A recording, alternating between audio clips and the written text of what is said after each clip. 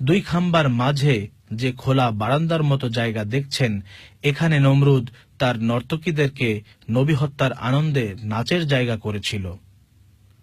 শোনা যায়, হযরতে ইব্রাহিম আলাইহিস সালামকে যখন চড়ক গাছে বাঁধা হয়েছিল, চড়কের উল্টা পিঠে ফেরেশতা ধরে রেখেছিল যাতে করে নমরুদ হযরতে ইব্রাহিম আলাইহিস সালামকে আগুনে ফেলতে না পারে।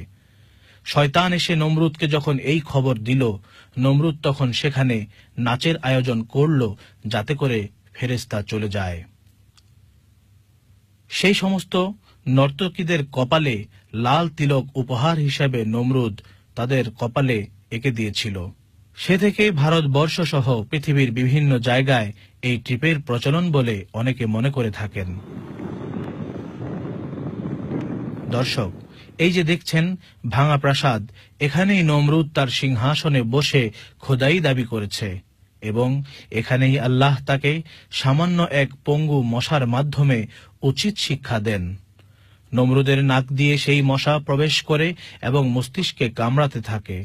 নমরুদ সেই কামড়ের জ্বালা সহ্য করতে না পেরে তার দেহরক্ষীকে বলে মাথায় কাঠ দিয়ে আঘাত করতে।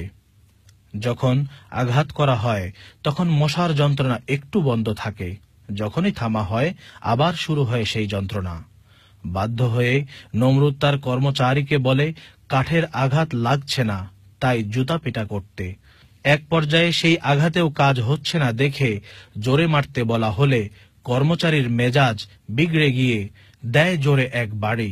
এক আঘাতে নমরুদের মাথা ফেটে দুভাগ হয়ে যায় আর সেই মশা তার মাথা থেকে উড়ে যায়। সাথে সাথে এই দাম্ভিক অত্যাচারী রাজা নমরুদের জীবনলীলা সাঙ্গ হয় অত্যন্ত লাঞ্ছনার সাথে। প্রিয় দর্শক, চলুন এবার যাওয়া যাক সেই আগুনের জায়গায়। গাছগাছালিপূর্ণ বাগানে ঘেরা একটি সুন্দর লম্বা সরোবর, এটিকে তুর্কি ভাষায় বালিকলি গোল বলা হয়ে থাকে। চারপাশ দিয়ে ঘেরা এই জায়গাটিতেই হযরতে ইব্রাহিম আলাইহিস সালামকে পোড়ানোর জন্য অগ্নিকুণ্ড তৈরি করা হয়। তাফসীরকারকরা বলে থাকেন, এই জায়গার ব্যাপ্তি তৎকালীন সময় প্রায় 8 কিলোমিটার ছিল। তখন এমনটি পানির সরোবর ছিল না। যখন ইব্রাহিম আলাইহিস সালামকে আগুনে ফেলা হয় তখন তার গায়ে ছিল নমরুদের দেয়া পোশাক, কারণ নমরুদ জানত যে ইনি হচ্ছেন নবী। যদি কোনো কারণে তিনি আগুনে না পড়েন তবে এটা জাহির করা যাবে যে ইব্রাহিমের গায়ে আমি নমরুদের দেয়া পোশাক ছিল বলে আগুন তাকে পোড়ায়নি। তখন নমরুদের খোদা দাবি আরেকটু পাকাপোক্ত হবে।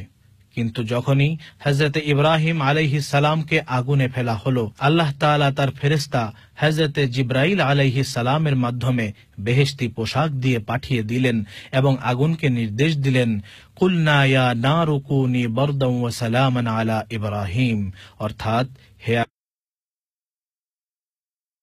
আগুন, তুমি ইব্রাহিমের প্রতি শান্তিদায়ক শীতল হয়ে যাও। সাথে সাথে আগুন তার গায়ে থাকা নমরুদের পোশাকটি পুড়িয়ে ফেলল এবং হযরতে জিবরাইল আলাইহিস সালাম তাকে বেহেশতি সবুজ রঙের পোশাক পরিয়ে দিলেন। আগুন তার বাহ্যিক রূপেই রইল, কিন্তু ইব্রাহিম আলাইহিস সালামের জন্য শীতল হয়ে তাকে প্রশান্তি দান করতে থাকল।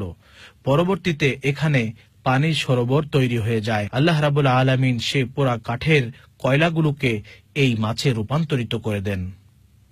এই মাছ কেউ খায় না, সবাই এই মাছকে খাবার দেয়। প্রতিদিন শত শত দর্শনার্থী এখানে এসে বরকত লাভ করে। আমরাও একটু পানি পান করে এবং মাথায় দিয়ে সেই প্রশান্তি লাভ করলাম। আল্লাহ রাব্বুল আলামিন কোরআন শরীফে ইরশাদ করেছেন যে কুলনা ইয়া নারু কুনি বারদান ওয়া সালামান আলা ইব্রাহিম, যে হে আগুন তুমি ইব্রাহিমের জন্য ঠান্ডা হয়ে যাও। আমরা সবাই এই ঘটনা জানি যে নমরুদ তাকে হযরত ইব্রাহিম আলাইহিস সালাম খোদা বলে স্বীকার করে নেননি, তার মূর্তিগুলো ভেঙেছিলেন হযরত ইব্রাহিম আলাইহিস সালাম। সেই ক্ষোভে, সেই ক্রোশে নমরুদ তাকে পোড়ানোর জন্য এক মহাযজ্ঞের আয়োজন করেছিল। সে লক্ষ লক্ষ টন লাকড়ির ব্যবস্থা করেছিল এখানে আগুন ধরানোর জন্য। আগুন ধরানো হলো। পাহাড়ের উপরে নমরুদের একটা বাড়ি ছিল, সেই বাড়িতে দুটো বড় বড় পিলার ছিল। সেই পিলারের মাঝখানে হযরত ইব্রাহিম আলাইহিস সালামকে বেঁধে পিলারের মাঝখান থেকে তাকে নিক্ষেপ করা হলো, সেই পিলার থেকে এই অগ্নিকুণ্ডের মাঝে। আল্লাহ রাব্বুল আলামিন তখনই ইরশাদ করলেন যে হে আগুন তুমি আমার আদেশে ঠান্ডা হয়ে যাও, এমন ঠান্ডা হও ইব্রাহিম যাতে কষ্ট না পায়, সুশীতল হয়ে যাও। আল্লাহ রাব্বুল আলামিনের আদেশে হযরত ইব্রাহিম আলাইহিস সালামের জন্য তখন এই আগুনটা এরকম পানি হয়ে যায়। সেই পানির যে আধার, সেই অগ্নিকুণ্ড, সেই পুকুরে আমরা আপনাদেরকে দেখাতে নিয়ে আসলাম। এখানে ছোট ছোট মাছ আছে এতটুকু, এগুলোকে বালিকলি গলি বলা হয়ে থাকে এখানকার ভাষায়। এই মাছগুলো ঐতিহাসিকরা বলে থাকেন যে এই মাছগুলো সেই কয়লার যে পোড়া ছোট ছোট টুকরা ছিল, সেই টুকরাগুলোকে আল্লাহ রাব্বুল আলামিন পরবর্তীতে স্মৃতিচারণ করার জন্য মাছ হিসাবে তৈরি করে এখানে অবমুক্ত করে দেন। আমরা আপনাদেরকে সেই জায়গাটি নিয়ে আসলাম দেখানোর জন্য। এখানে আরেকটি জায়গা আছে, ঐতিহাসিকরা যেটি বলে থাকেন যে নমরুদের একজন কন্যা, সে হযরত ইব্রাহিম আলাইহিস সালামের উপর ঈমান এনেছিল এবং যখন হযরত ইব্রাহিম আলাইহিস সালামকে পোড়ানোর জন্য নিক্ষেপ করা হয়, সেই নমরুদ কন্যা সে কান্না করেছিল।